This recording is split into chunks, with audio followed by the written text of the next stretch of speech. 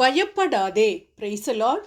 ஆண்டவர் நமக்கு பயமுள்ள ஆவியை தராமல் பலமும் அன்பும் தெளிந்த புத்தியும் உள்ள ஆவியையே கொடுத்திருக்கிறார் என்று 2 தீமோத்தேயு 1வது அதிகாரம் 7வது இறைவார்த்தையில் நாம் இவ்வாறு வாசிக்கின்றோம்.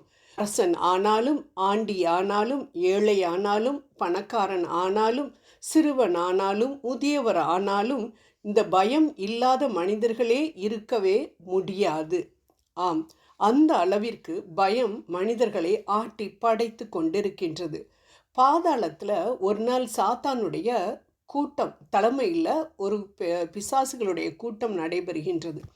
அப்பொழுது சாத்தான் சொல்கிறான், மக்கள் எல்லாம் நம்மகிட்ட வரணும், அதுக்கு ஏதாவது ஒன்று செய்யணும், என்ன செய்யலாம் அப்படின்னு சொல்லி கேட்கும் பொழுது ஒவ்வொன்றும் ஒவ்வொரு விதமான ஐடியாவை கொடுக்குது.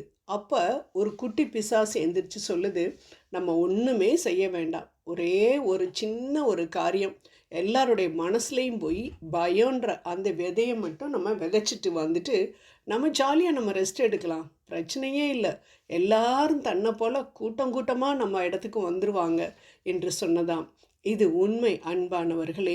பயம் மட்டும் ஒரு மனிதனுடைய இருதயத்திற்குள் நுழைந்து விட்டால் அது சிறிது சிறிதாக ஆண்டவர் மேலுள்ள நம்பிக்கையை அழித்துவிடும். ஆம், நம்ம பார்க்குறோம், இயேசுநாதர் சீடர்களோடு ஒரு நாள் படகில் பிரயாணம் பண்ணி கொண்டிருக்கின்றார். தூங்கி கொண்டிருக்கிறார் பின்னால். அப்போ கடலில் பயங்கரமாக அலைகள் மேல் எழும்பி வருகின்றன, புயல் காற்று அடிக்கின்றது. உடனே சீடர்கள் எல்லோரும் இயேசுவிடம் போய், ஐயரே, நாங்கள் மடிந்து போகிறோம், உமக்கு கவலை இல்லையா என்று பயத்தினால் கத்தினார்கள் என்று நாம் பார்க்கிறோம். உடனே ஆண்டவர் எழுந்து காற்றையும் கடலையும் பார்த்து, இறையாதே, அமைதியாயிரு என்று சொன்ன மாத்திரத்தில் அவை அமைதியாயிற்று. உடனே ஆண்டவர் இவர்களிடம் திரும்பி, ஏன் பயப்பட்டீர்கள், ஏன் உங்களுக்கு விசுவாசம் இல்லாமல் போனது என்று சொன்னதாக நாம் மார்க் எழுதிய நற்செய்தி 4:35 41 வரை நாம் வாசிக்கின்றோம். ஆம், இதிலிருந்து என்ன தெரிகின்றது? பயம் விசுவாசம் இல்லாமல் இருக்கும் பொழுது தான் வருகிறது என்பது தெள்ள தெளிவாக தெரிகின்றது. ஆம் அன்பானவர்களே, நமக்கு எத்தனை விதமான பயம், வியாதியை குறித்து, கணவனை குறித்து, பிள்ளைகளை குறித்து, கடனை குறித்து, வேலையை குறித்து என்று பயப்படக்கூடிய காரியங்கள் அநேகம் இந்த உலகத்தில் உண்டு. இது பூதாகாரமாக ஒரு டமாரம் அடித்து கொண்டு ஒரு மனிதனுக்குள் நுழைவதில்லை. இவை எண்ணங்களாக முதலில் நுழைகின்றன, எண்ணங்கள் பின் உணர்வாக மாறுகின்றன. இந்த பயம் என்ற உணர்வு நாளடைவில் செயல்பாடாக மாறுகிறது.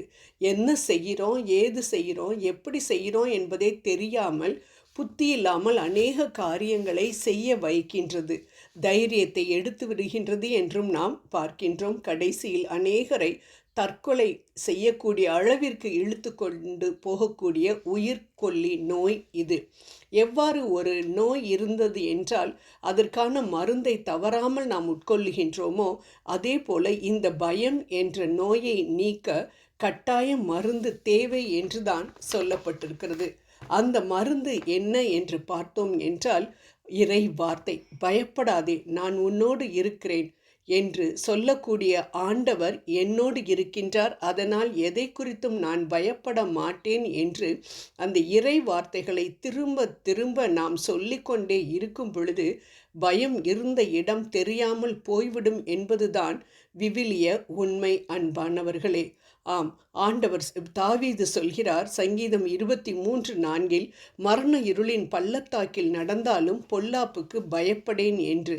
அவரை போல நாமும் சொல்லுவோம், நான் எதற்கும் பயப்பட மாட்டேன், ஏனென்றால் ஆண்டவர் என்னோடு நடந்து வருகிறார் என்று.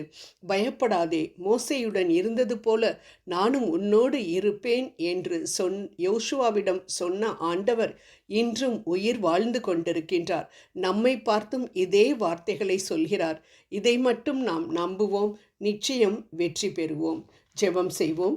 பயப்படாதே என்ற எங்கள் அன்பு தெய்வமே, நாங்கள் எந்த காரியத்தையும் குறித்து பயப்படாமல் தைரியமாக எதையும் ஃபேஸ் பண்ண தேவையான பலத்தை நீர் எங்களுக்கு கொடுக்க உம்மிடம் நாங்கள் வேண்டுகிறோம். ஆமேன்.